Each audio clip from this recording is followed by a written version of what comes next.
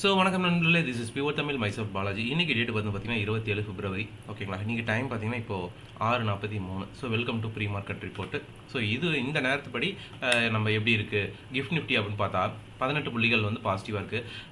அதே போல் 22,579ன்னு காட்டுது. அப்போ நேற்று வந்து 100 பாயிண்ட் காமிச்சதுப்பா, இன்றைக்கி வந்து 80 பாயிண்ட் இருக்குது, 18 பாயிண்ட் இருக்குது. அப்போ 118 பாயிண்ட் பாசிட்டிவாக இருப்போதா அப்படின்னு கேட்டால் அப்படி கிடையாது. மார்க்கெட் நமக்கு க்ளோஸ் ஆகும்போது 22,540 அப்படிங்கிற மாதிரி ரவுண்ட் ஆஃப் ஃபிகர் நான் சொல்கிறேன். ஸோ அதுக்கும் இதுக்கும் பார்த்தீங்கன்னா 30 பாயிண்ட்ஸ் தான் டிஃப்ரென்ஸ் இருக்க மாதிரி இருக்குது. ஓகேங்களா, அது ஒரு கரெக்ட் இண்டிகேஷனாக இருக்க போகிறது கிடையாது. அதே போல் ஜாப்பனீஸ் மார்க்கெட் வந்து பார்த்தீங்க அப்படின்னா 163 புள்ளிகள் அப்படிங்கிற மாதிரி இருக்குது. யூஎஸ் மார்க்கெட் பார்த்தீங்கன்னா டவ் ஜோன்ஸ் ஃபியூச்சர்ஸ் வந்து 50 பாயிண்ட்ஸ் நெகட்டிவில் ஓடிட்டுருக்கு.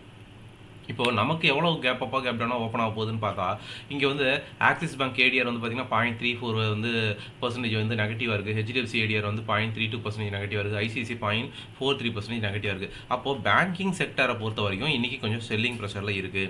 ஓகேங்களா, ஒன்று. தென் அதுக்கப்புறம் டாக்டர் ரெட்டி பார்த்தீங்கன்னா அவனும் 0.53% வந்து நெகட்டிவில் தான் இருக்கான். இன்ஃபோசிஸ் ஃப்ளாட்டாக இருக்குது. விப்ரோ வந்து பார்த்தீங்கன்னா 0.3. அப்போது ஈவன் அந்த ஐடி செக்டரும் பாசிட்டிவாக இருக்க முடியல, பட் அதே போல் பேங்கிங் செக்டரும் பாசிட்டிவாக இருக்க முடியல. மேபி நமக்கு ஓவராலாக ப்ளஸ் ஆர் மைனஸ் எவ்வளோ இருக்க வாய்ப்பு இருக்குன்னா 30 பாயிண்ட்ஸ் டு 40 பாயிண்ட்ஸ் தான் அப்படின்னு இருக்க மாதிரி இருக்குது. அப்படி 30-40 பாயிண்ட் இருக்குது அப்படின்னா ஒரு பொசிஷன் எடுத்து வச்சுருக்கீங்க, நீங்கள் வந்து ஒரு ஆப்ஷன் வையராக இருக்கீங்க அப்படிங்கிற பட்சத்தில் அது வந்து டைம் வேல்யூனால அது வந்து உங்களுக்கு ப்ராஃபிட் இருக்க போகிறதில்ல, அது டிகே தான் இருக்க போகுது. ஏன்னா ஒரு நாள் லீவு அது இருந்தது ரீசனால். ஓகேங்களா, ஜென்ரலாகவே அது லீவே இல்லைனா கூட 40 பாயிண்ட்ஸ்குள்ளே இருந்ததுன்னா அது பெரிய மொமெண்டம் இருக்க போதில்லை, அது டிகேல தான் இருக்க போகுது உங்கள் ப்ரீமியம். ஸோ இப்போ இன்றைக்கி என்ன நடக்க போகுது அப்படிங்கிறத பார்ப்போம். ஓகேங்களா, ஸோ எஃப்ஐஐஸை வந்து பார்க்கும்போது 3,529 கோடிக்கு விற்றுருக்காங்க. அதே போல் டிஐஎஸ் வந்து பார்த்தீங்க அப்படின்னா 3,031 கோடிக்கு வந்து அவங்க பை பண்ணியிருக்காங்க. ஓகேங்களா, நிஃப்டி கால் ஆப்ஷன் டேட்டா பார்த்து பார்த்தீங்கன்னா முக்கியமாக ரெசிஸ்டண்ட்டாக இருக்க போகிறது 22,700. ஓகேங்களா, தென் அதுக்கப்புறம் 23,500, 23,000. அதே போல் மேக்ஸிமம் கால் ரைட்டிங் வந்து பார்த்தீங்க அப்படின்னா 22,700, தென் 23,500, 22,650. கால் அன்வைண்டிங் எங்கே இருக்குது அப்படின்னா 22,800, 23,300, அதுக்கப்புறம் 22,900 அப்படிங்கிற மாதிரி இருக்குது நிஃப்டி கால் ஆப்ஷன் டேட்டா பொறுத்த வரைக்கும் பார்த்தீங்கன்னா. அதே போல் நிஃப்டி புட் ஆப்ஷன் டேட்டா பொறுத்த வரைக்கும் நம்ம கீ சப்போர்ட்டாக இருக்க போகிறது 22,600, 22,500, 22,000 அப்படின்ட்டு பொசிஷனில் இருக்காங்க. ஓகேங்களா, மேக்ஸிமம் புட் ரைட்டிங் வந்து பார்த்தீங்கன்னா 22,600, தென் அதுக்கப்புறம் அதை ஃபாலோட் பை 21,650, 700. ஓகேங்களா, மேக்ஸிமம் புட்டு அன்வைண்டிங் வந்து பார்த்தீங்கன்னா 22,300, அதுக்கப்புறம் 23,000, 22,800. அதே போல் பேங்க் நிஃப்டியோட கீஸ் ரெசிஸ்டன்ஸ்னு வந்து பார்த்தோம்னு வச்சுக்கோங்களேன், அதில் வந்து 50,000, தென் அதுக்கப்புறம் 49,000, 49,500. மேக்ஸிமம் கால் ரேட்டிங் வந்து பார்த்தீங்கன்னா 48,800, தென் 49,900, 49,800. கால் அன்வைண்டிங் வந்து பார்த்தீங்கன்னா மேக்ஸிமம் கால் அன்வைண்டிங் 50,500, தென் அதுக்கப்புறம் 50,800, 50,100. அதே போல் bank Nifty put option data key சப்போர்ட்டாக எது இருக்க போகுதுன்னு பார்த்தீங்கன்னா 48,500, 47,000, 47,500. மேக்ஸிமம் புட் ரைட்டிங் வந்து பார்த்தீங்கன்னா 47,500, தென் 48,700, 48,800. புட் அன்வைண்டிங் வந்து பார்த்தீங்கன்னா 49,000, 50,000, 49,500. இது வந்து நம்மளோட எப்படி பொசிஷனில் இருக்காங்க அப்படிங்கிறது. பட் இப்போ நம்ம டெக்னிக்கலாக பார்ப்போம் நிஃப்டி பேங்க் நிஃப்டி எப்படி இருக்குது அப்படின்னு சொல்லிட்டு. ஓகேங்களா, இன்றைக்கி ஒரு ப்ராஃபிட் புக்கிங் இருக்குமா அப்படின்னு தான் நம்ம பார்க்கணும் அப்படின்னு நான் என்னோட பாயிண்ட் ஆஃப் வியூவில் நான் பார்க்குறேன். ஓகேங்களா, ஸோ இங்கே பாருங்கள், ஆல்மோஸ்ட் வந்து பிப்ரவரி 1ஆம் தேதியிலேருந்து கணக்கு வச்சுக்கிட்டிங்கன்னா கூட, தென் அதுக்கப்புறம் அதுக்கு மேலே ஹையர் லெவலில் இருந்து இதில் வந்து நம்ம இடையில ஒரே ஒரு நாள் மட்டும்தான்.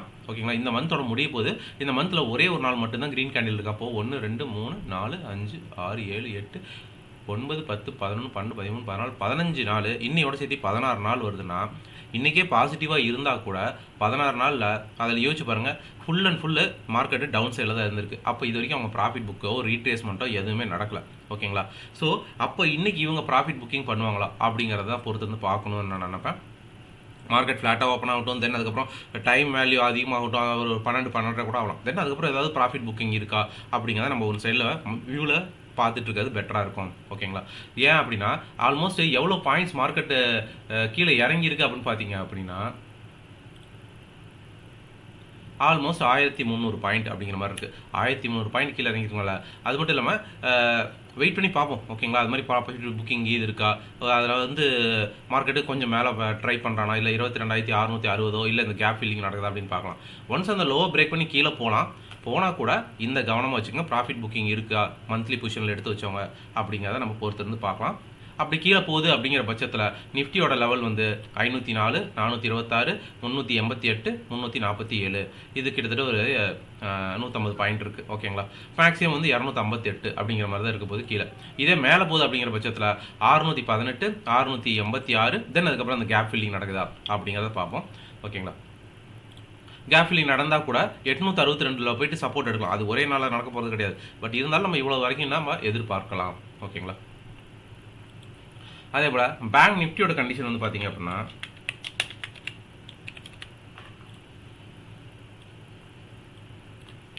பேங்க் நிஃப்டியில் கூட பாருங்கள் அப்பப்போ க்ரீன் கேண்டில் ஃபார்ம் ஆயிருக்கு 1, 2, 3ன்னு. ஓகேங்களா. பட் ஆனால் நிஃப்டியில் அப்படி இல்லை.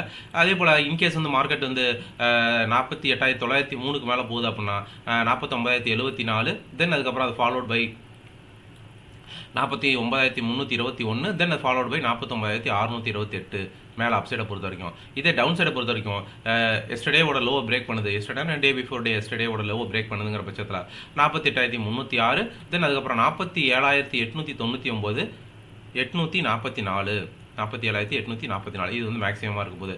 அதுக்கப்புறம் அது உடச்சிச்சுன்னா ஸ்விங் லோ உடச்சிச்சுன்னா மார்க்கெட்டு மேல் கொண்டு கீழ் கொண்டு தான் வரப்போகுதுன்னு அர்த்தம். நான் என்ன நினைக்கிறேன்னா ஒரு ப்ராஃபிட் புக்கிங் பண்ணிவிட்டு தென் அதுக்கப்புறம் மறுபடியும் மார்க்கெட் மறுநாள்லேருந்து கீழே வரேன் அப்படிங்கிற மாதிரி இருக்குமா அப்படிங்கிறத பார்க்கணும்னு நான் நினைக்கிறேன். பொறுத்து வந்து பார்ப்போம் என்ன நடக்க போகுது அப்படிங்கிறத. ஸோ நிஃப்டியோட கான்ட்ரிபியூட்டர்ஸ் வந்து பார்த்தீங்க அப்படின்னா 22,547 தான் க்ளோஸ் ஆயிருக்கு. ஸோ 5%. மார்க்கெட் அப்சல்யூட்லி ஃப்ளாட்டாக இருந்துச்சு. ஸோ பெரிய மூவ்மெண்ட் எதுவுமே தரல. மார்க்கெட் வந்து ஒரு ரேஞ்ச் பவுண்ட் மார்க்கெட்டாக தான் இருந்துச்சு. ஓகேங்களா. செவ்வாய்க்கிழமை பொறுத்த வரைக்கும். ஸோ அதில் ஹையஸ்ட் கான்ட்ரிபியூஷன் வந்து பார்த்தீங்கன்னா நிஃப்டி 50ல் Bharti Airtel, M&M, ICICI bank, HDFC bank, Bajaj finance. ஓகேங்களா. தென் அதில் பேங்க் நிஃப்டியில் வந்து பார்க்கும்போது ஐசிஐசிஐ பேங்க், ஹெச்டிஎஃப்சி, இண்டஸ் அதே தான். மார்க்கெட் வந்து பார்த்தீங்கன்னா இதுவே 43 புள்ளிகள் 0.09% நெகட்டிவாக முடிச்சிருக்கு. ஓகேங்களா. மீதி எல்லாமே நெகட்டிவ். எல்லா செக்டரும்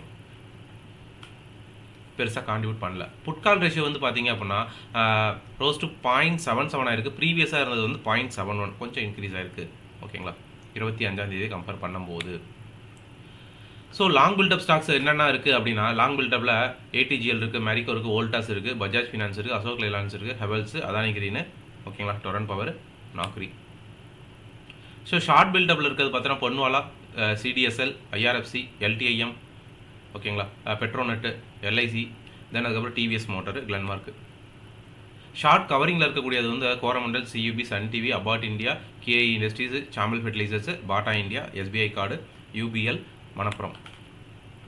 ஸோ அட்வான்ஸாக இருந்தது நேற்று நல்லா இப்போ கான்ட்ரிபியூட் பண்ணதுன்னு பார்த்தீங்கன்னா பாசிட்டிவாக இருக்கிறதுக்கு ஐடிசி, அதாவது FMCG stocks, ITC, Hindustan Unilever, Nestle India, Colpal. ஓகேங்களா.